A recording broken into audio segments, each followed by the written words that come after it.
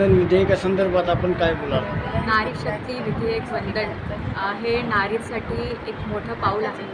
भारत सरकारने उठवलेलं 33% जे रिझर्वेशन आहे त्याच्यामध्ये महिलांना जे आरक्षण मिळणार आहे राजकारणात, विधानसभा असेल, लोकसभा असेल, यामध्ये त्यांचा वाटा मोठा असणार आहे. आणि नारी शक्ती सशक्तीकरण जे आपण बोललो आहे, पॉलिटिकली महिला मागे होत्या आतापर्यंत, पण आता ह्या रिझर्वेशननी आपल्याला जास्तीत जास्त सीटा महिलांच्या दिसणार आहे विधानसभामध्ये आणि लोकसभेमध्ये. तर हा खूप मोठा पाऊल आहे आणि त्याबद्दल आम्ही धन्यवाद आहोत. नारी म्हणून एक मोठा पाऊल आहे. जो मला माहिती आहे, झाशीच्या राणी होत्या, इंदिरा गांधी होत्या, ह्या प्रॉमिनंट लीडर्स आहेत पॉलिटिकली बघितलं तर. अशाच हिशोबाने बाकी सगळ्या महिलांना, ग्रामीण महिलांना पण एक चान्स मिळणार आहे पॉलिटिकली त्यांचं करिअर करण्याकरिता, सामाजिक काम करण्याकरिता.